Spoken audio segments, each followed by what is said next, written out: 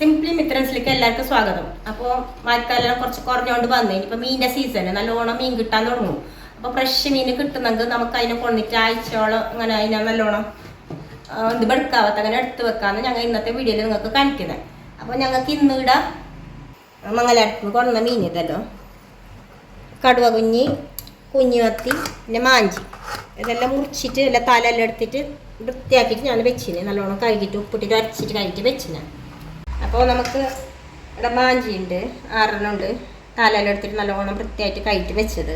അങ്ങനെ ഒരു പാത്രത്തിൽ വെക്കുക. ഇതൊരു ബോക്സ് ഫ്രിഡ്ജിൽ വെക്കാൻ വേണ്ടിയിട്ട് ഉപയോഗിക്കുന്ന ബോക്സാണിത്. അപ്പോൾ ഇതിലേക്ക് ഈ മാഞ്ചി എടുത്തിട്ട് വെക്കാം.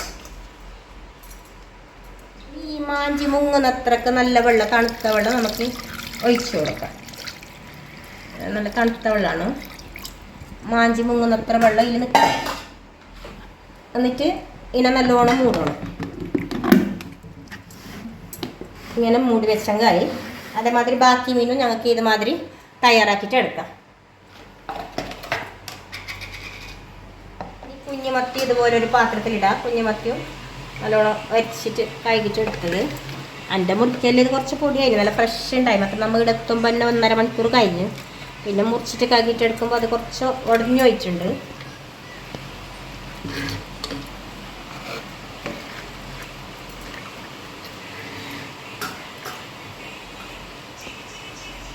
ഇനി മത്തിൻ്റെ മീത്ത നേക്കം വെള്ളം ഒഴിക്കാം.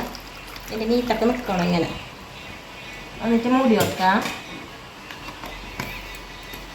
അടുത്തായിട്ട് നമുക്ക് കടുവ കുഞ്ഞ് നല്ല റെഡിയാക്കാം. അത് ഇതുമാതിരി അടച്ചു വെക്കാം. കടുവ കുഞ്ഞ് ഓരോന്നായിട്ട്. കടുവൻ്റെ കുഞ്ഞ് ഞങ്ങൾ ഒരു പാത്രത്തിൽ ഇങ്ങനെ വെച്ചിന്, അടുക്കിയിട്ട് വെച്ചിന്. അപ്പോൾ ഇതിൻ്റെ മീത്തൊക്കെ നമുക്ക് നേക്ക വെള്ളം ഒഴിച്ച് കൊടുക്കുന്നുണ്ട്.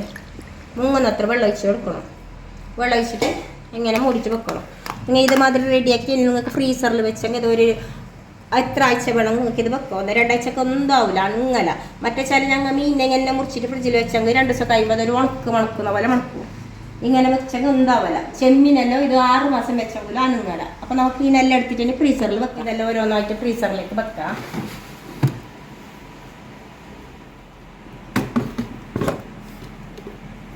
മൂന്നും വെച്ചിട്ടുണ്ട് ഫ്രീസറിൽ.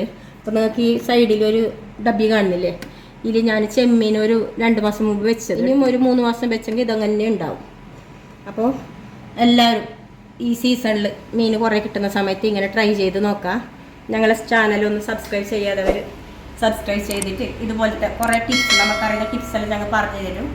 നിങ്ങൾ ഞങ്ങളെ ഫോളോ ചെയ്യണം പ്ലീസ്.